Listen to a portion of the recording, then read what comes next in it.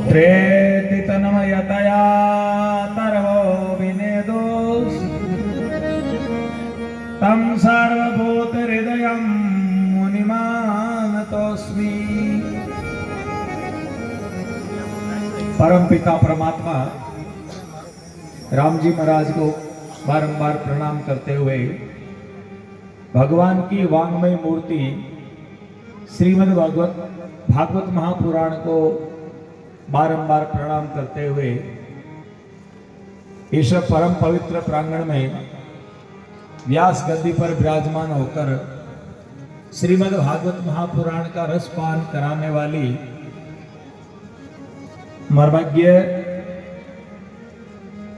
साध्वी विदुषी विमला जी जाखड़ आपको प्रणाम करते हुए अपने सानिध्य से इस कार्यक्रम को भव्य और दिव्य बनाने वाले परम पूज्य श्री श्रवण राम जी महाराज को सादर राम जी राम महाराज निवेदन करते हुए संगीतज्ञ बंधु और इस कथा के आयोजक और जिनके प्रयास से ये कथा चल रही है, मेरे सामने विराजमान इस जटेरा गांव और आसपास के झड़ीसरा वगैरह जितने भी मांजवास वगैरह जो गांव है, इन दूर दराज गांवों से पधारे हुए मर्मज्ञ ऋषिक जनों, मातृशक्ति, आप सभा भक्तों को मेरा प्रणाम। सादर राम जी राम, राम जी राम और राम जी राम। कई मोटो दुख देव ना आई गो पारा बेटा नींद लेवे आ। प्रिय सज्जनों, आप और हम भागवत सुन रहे हैं। भागवत का मतलब होता है भगवान की भक्ति, ज्ञान, वैराग्य, ये सारी बातें आप सुन रहे हैं। हमारे सनातन धर्म में 5 गकार कल्याण के माने गए हैं। 5 ग यानी 5 ग से प्रारंभ होने वाले नाम इष्ट हमारे कल्याण के लिए हैं।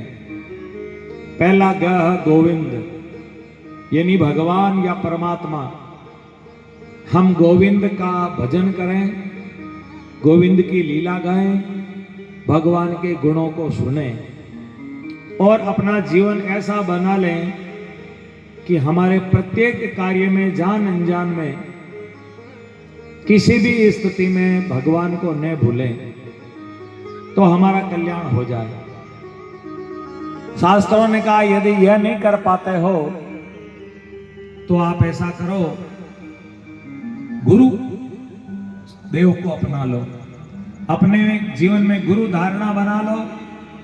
गुरु महाराज के बताया हुआ जो मार्ग है, गुरु के बताए हुए पद चिन्हों पर अपना जीवन बनाओ तो आपका कल्याण हो जाएगा। यदि कोई कह दे कि वर्तमान समय में गुरुओं की कमी है, जैसे गुरु कल्याण के लिए चाहिए वैसे मिलते नहीं है, यदि मिलते हैं तो हमारी श्रद्धा नहीं हो पाती है, तो और कोई उपाय है क्या? तो शास्त्र कहते हैं हाँ है, वो है गीता। श्रीमद् भगवद गीता भगवान श्री कृष्ण की वाणी है। हम गीता का अवलोकन करें, गीता को पढ़ें, गीता का पाठ करें और श्रीमद् भगवद गीता में जो बताया वो मार्ग है उसके अनुसार अपना जीवन बनाएं तो हमारा कल्याण हो जाता है। अब यदि कोई कह दे कि गीता तो हमें पढ़नी नहीं आती है, गीता संस्कृत में हमें तो समझ में ही नहीं आती है, गीता के बाद नाम सुनो तो हम तो सोचते हैं कोई बहन बेटी का नाम होगा। गीता कौन है? गीता सीता तो हम बहन बेटियों को जानते हैं, गीता क्या है? तो वह चलो कोई बात नहीं, आप गीता को नहीं समझते तो आप गंगा को मान लो। गंगा मैया भगवान का ब्रह्म द्रव है, साक्षात ब्रह्म ही जल के रूप में बदले हुए हैं। गंगा भगवान विष्णु के चरणों का स्पर्श कर चुकी है, गंगा भगवान ब्रह्मा जी के कमंडल में रह चुकी है और गंगा महादेव के जटाओं में रह चुकी है। और राजा भगीरथ की तपस्या, उनके 3 पीढ़ियों की तपस्या से इस धरती पर अवतरी है। इसलिए कोई व्यक्ति गंगा को गुरु मान करके, गंगा को भगवान मान करके गंगा में स्नान करें, गंगा का नाम उच्चारण करें, गंगा रज का तिलक करें, गंगा जल का पान करें और अंत समय में उसकी हड्डियां यदि गंगा जल में प्रवाहित हो जाए तो जीव का कल्याण हो जाए। बोलिए गंगा मैया की। अब यदि कोई कह दे कि भाई हमसे तो ये चारों नहीं बढ़ पाते, हम तो गंगा जी भी नहीं जा पाते, गीता हम जानते नहीं, गुरु हमें मिले नहीं, गोविंद का नाम हमसे लिया नहीं जाता, हमें तो और कोई उपाय बताओ। तो संतों ने कहा हम आपको बहुत और अंतिम और सबसे बढ़िया उपाय बताते हैं, जिसमें पहले बताए हुए उपाय चारों उसमें मिले हुए हैं, वो है गौ मैया। बोलिए गैया मैया की। गाय भगवान का रूप है, साक्षात ब्रह्म का रूप है। 33 कोटि यानी 12 आदित्य, 11 रुद्र, 8 वसु और 2 अश्विनी कुमार, ये 33 कोटि देवी देवता है। ये 33 कोटि देवी देवता गौ के अंदर निवास करते हैं। गाय चलता फिरता ब्रह्म का स्वरूप है, भगवान का रूप है। गाय के थनों के अंदर समुद्र रहते हैं, गाय के सींग पर धरती टिकी हुई है और गाय के कुकुद में सूर्य का निवास है। गौ के गोबर में लक्ष्मी का निवास है और गाय के गोमूत्र में गंगा जी का निवास है। ऐसी परम पवित्र गैया मैया को भगवान मान करके और गुरु मान करके और यदि कोई सेवा करे तो उसका कल्याण निश्चित गैया मैया के द्वारा हो जाता है। अब आए बात अपनी श्रद्धा के ऊपर है। कोई कह देता था मैं तो गाय ने पशु माना, तो गाय को पशु मानोगे तो पशु जितना ही फायदा ले पाओगे, गाय को मां मानोगे तो मां जितना फायदा ले पाओगे, और गाय को भगवान मानोगे तो भगवान जितना भी फल गाय मां दे देगी। अरे भाई कोई महादेव जी का शिवलिंग है और उसको कोई पत्थर मान करके माथा पटके तो माथा ही फूटेगा, और क्या होगा बताओ, उसको भगवान थोड़ी मिलेंगे। और यदि वो उनके शिवलिंग को भगवान मान करके चरणों में गिरेगा तो उसका कल्याण हो जाएगा। तो गैया मैया कहती है बेटा तू मुझे भगवान मान, मैं तेरे लिए भगवान हूं।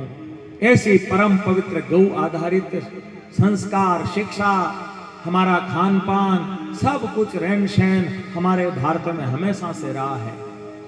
परंतु गुलामी का समय आया, मुगल आए, गौ मांस खाते थे, संतों ने उनके द्वारा गौ हत्या रुकवाई। फिर अंग्रेज आ गए और अंग्रेजों ने तो ऐसे कत्ल खाने लगवा दिए जिसके कारण गौ हत्या होती रही। अंग्रेजों की गुलामी के कारण हम लोग गाय को धीरे धीरे फिर किसान पालने लगे, श्रद्धा वाले लोग नहीं पालने लगे, केवल जरूरतमंद लोग पालते थे। सज्जनों, अंग्रेजों के सेना में एक मंगल पांडे नाम का एक सैनिक था जो फौज में था। एक दिन मंगल पांडे अपने घर जा रहा था, रास्ते में उसको प्यास लगी तो उसने एक बहन जो पानी सींच रही थी कुएं से, उसको कहा बहन मुझे पानी पिलाओ। उसने उसको देखा कि ये फौज का सैनिक है, उसको देखते ही उस बहन ने मुंह फेर लिया। मंगल पांडे ने पूछा बहन क्या हुआ? मैं ब्राह्मण हूं, फौज का सैनिक हूं, देश की रक्षा करता हूं, मुझे पानी पिलाओ। उस बहन ने कहा तुम भले ही फौज के सैनिक होंगे परंतु तुम्हारा मुंह देखने से पाप लगता है। उसने पूछा बहन कारण क्या है? बोले तुम्हें पता नहीं है क्या? अरे जिस फौज में, अंग्रेजों की फौज में तुम फौजी हो, उसके जो कारतूस है जिनको तुम मुंह से खोलते हो उसके ऊपर गाय की चर्बी लगी हुई है, और तुम्हारा धर्म भ्रष्ट कर चुके हैं अंग्रेज, और फिर भी तुम अपने आप को हिंदू और ब्राह्मण कहते हो। यह बात सुनी और मंगल पांडे की प्यास खत्म हो गई, उसका खून उबलने लगा और वो मंगल पांडे वहां जाते हैं और अपने पिस्तौल से वहां के अंग्रेज अफसरों को खत्म कर देता है। और उसी दिन भारत में स्वतंत्रता संग्राम की चिंगारी भड़क जाती है। पूरे देश के अंदर एक प्रकार का बवाल पैदा हो जाता है कि भारत को आजादी चाहिए, अंग्रेजों फिरंगियों को भगाओ यहां से। फिर भी कुछ लोग आगे आए, फिर भी लोग आगे नहीं बढ़े। पूरा स्वतंत्रता संग्राम उबाल पर नहीं आया तो महात्मा गांधी जैसे पूज्य महापुरुषों ने कहा कि हिंदुओं की श्रद्धा गाय में है और गाय के कारण ये चिंगारी भड़की है, तो निश्चित रूप से यदि लोगों को गाय के लिए प्रेरित किया जाए तो ये स्वतंत्रता जल्दी ही मिल सकती है। महात्मा गांधी ने लोगों को विश्वास दिलाया कि हमारा देश आजाद हो जाएगा, तब हम पहला कानून संविधान में गौ हत्या रोकने का ही करेंगे। ऐसा कानून बनाएंगे कि भारत में किसी प्रकार की गौ हत्या नहीं होनी चाहिए। ये बात महात्मा गांधी ने कही। भाई जैसे एक तो कोई एरो घेरो बैठ तो आदमी थाने की कहते थे कोई परवाह करो, पर कोई मंच माते बैठ भगवा कपड़ा पैर पर कोई साधु कहे तो आप लोग विश्वास करो भाई महाराज कह रिया, क्योंकि आप लोगों के प्रति हम साधु भले कैसे ही है, फिर भी आप लोगों के अंदर इस भगवे के प्रति श्रद्धा है, ये मैं मानता हूं। आप मानते हो कि ये साधु है, हम भले कैसे ही होंगे पर आप लोगों की श्रद्धा को हम नमन करते हैं। तो जब महात्मा गांधी, जिनके नाम के आगे महात्मा लगता है, उन्होंने ये बात कही तो पूरे देश में सब लोग गायों की रक्षा के लिए स्वतंत्रता संग्राम में कूद पड़े। अंग्रेजों को भगा दिया, अंग्रेज भाग गए, देश आजाद हो गया, संविधान भी बन गया, पर लोगों की मनसा के ऊपर पानी फिर गया। बोले नहीं, यदि ये कानून बना देंगे तो वोट नहीं मिलेंगे, हमें वोट चाहिए, इसलिए वोट नहीं मिलेंगे, इसके लिए लटका दो। संविधान में गौ माता की रक्षा के लिए कोई कानून नहीं बना। सज्जनों, सन 1966 के अंदर परम श्रद्धेय कृपालु जी महाराज, करपात्र जी महाराज, परम श्रद्धेय राम सुखदास जी महाराज जैसे बड़े बड़े महापुरुषों के सानिध्य में कई हजार संतों ने एक आंदोलन चलाया कि गौ की हत्या नहीं होनी चाहिए। दिल्ली में संतों ने बहुत बड़ी जन जागृति लेकर के गए, वहां धरना प्रदर्शन किया। उस समय की सरकार ने गायों के ऊपर और संतों के ऊपर गोलियां चलाई और संत और गायें मारी गई। आंदोलन कुचल दिया गया, परंतु संत मारे गए, गायें मारी गई। लोगों में बहुत बड़ा आक्रोश हो गया, तो सरकार ने जनता को राजी करने के लिए राज्य सरकारों को स्वतंत्रता दे दी कि आप अपने अधिकार पर कोई कानून बना सकते हो। तो कुछ एक राज्यों ने कानून बनाए, जैसे राजस्थान में गौ हत्या पर रोक है, और भी कुछ राज्य हैं। परंतु सज्जनों, यहाँ राजस्थान की गायें यहाँ से गो तस्करी करके और दूसरे राज्यों में ले जाई जाती है और वहां कत्ल खानों में गायों को मारा जाता है और गायों का मांस बाहर विदेशों में भी भेजा जाता है।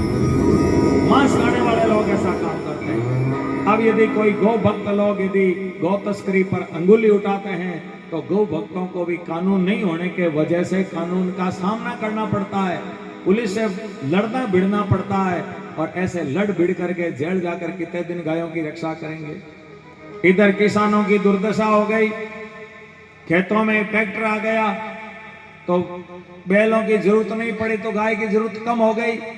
फिर ये जो बैल जो पशु मेला लगते थे उनमें कुछ बछड़े ले जाए जाते थे, उनके ऊपर भी रोक लग गई। तो किसान अब गाय पाले तो पाले क्यों, घाटे का सौदा कौन करे बताओ। बछड़े बिकते नहीं, दूध गाय के है नहीं, ट्रैक्टर में आ गया तो बैल की जरूरत है नहीं। तो धीरे धीरे किसानों ने भी गायों से मोह भंग कर लिया और दुर्दशा यह हो गई कि अब गाय दर दर की ठोकर खा रही है। नंदी सड़कों पर घूम रहे हैं, एक्सीडेंट होते हैं, हमारे नवयुवक मोटरसाइकिल वाले मारे जाते हैं, या कोई बड़े वाहन से गाय मारी जाती है। तो मिनकों तो गायां दुखी होगी और गायों मिनक दुखी होगा, करें क्या। तो अभी 6 महीने पहले वृंदावन के अंदर मूर्धन्य संतों की बैठक हुई। संतों ने कहा कि ये गायों के लिए, किसानों के लिए भयंकर समय है, इन दोनों को बचाना जरूरी है। गाय बचेगी तो देश बचेगा और किसान बचेगा तो भारत बचेगा, नहीं तो कोई रोकने वाला नहीं है। दोनों की रक्षा होनी चाहिए और दोनों एक दूसरे के पूरक है, किसान और गाय। किसान को गाय से फायदा हो और गाय को किसान से फायदा हो, तब ये काम बनेगा। तो संतों ने कहा सबसे पहले करें क्या, आंदोलन करें? बोले नहीं, आंदोलन कभी पास नहीं हुए, तो फिर कहा कि हम सरकार से प्रार्थना करेंगे। पूरे भारत की जनता, संत और गौ सम्मान लोग मिल करके और प्रार्थना करेंगे सरकार से कि आप हमारा काम करिए और गौ हत्या रोकिए, गाय को संविधान में जगह मिले, उसको गौ राष्ट्र माता कहो, चाहे राष्ट्र आराध्या कहो, चाहे राष्ट्र प्राणी कहो। और मैं तो कहूं, हमारी पर्सनल बात कहूं, मैं तो को थे बिन बने राष्ट्र पशु ही बनाई दो, बनाओ तो सही, उसके आगे राष्ट्र शब्द जोड़ दो भाई। जैसे राष्ट्र पशु है अपना बाघ है, तो वो जंगल का राष्ट्र पशु हो गया और गांव की राष्ट्र पशु गाय हो गई। ऑप्शन तो हो ही सकता है, धारा जुड़ सकती है। संविधान में कई बदलाव हुए हैं और वर्तमान सरकार चाहे तो सब कुछ कर सकती है। राम मंदिर भी बना दिया, 370 धारा हटा दी, तलाक जैसा कानून ले आए, और मोदी जी चाहे तो एक झटके के अंदर कानून बना सकते हैं। उनके मन में भी है, पर देखो सरकार जब कानून बनाते हैं तो सामने कई प्रकार की बातें आती है, 10 तरह के विरोध पैदा होते हैं। उन सारे विरोधों को दबाने के लिए हम जनता के अंदर उबाल आना चाहिए, हम जनता के अंदर उनके साथ सरकार से जुड़ा होना चाहिए। तब सरकार कह सकती है भाई जनता की मांग है और हमें ये काम करना ही पड़ेगा, हमें रहना है तो करना पड़ेगा। तो ऐसा भाव रख करके संतों ने कहा है हम जन जन में ये बात पहुंचाएं, गौ माता को संविधान में सुरक्षा मिले। किसान लोग जो गाय पालते हैं उनको गौशाला की तरह अनुदान मिलना चाहिए। जैसे गौशाला में पशु के लिए पैसा मिलता है कि भाई बड़े के लिए इतना रुपया, छोटे के लिए इतना रुपया, तो प्रत्येक किसान जो गौ पालता है, कितनी बड़ी गाय रखता है, कितनी छोटी गाय रखता है, उसको हर साल का अनुदान मिलना चाहिए। और जो नरेगा की नौकरी है, संतों ने मांग रखी है, किसानों का पूरा ध्यान रखा है, गौपालकों का ध्यान रखा है।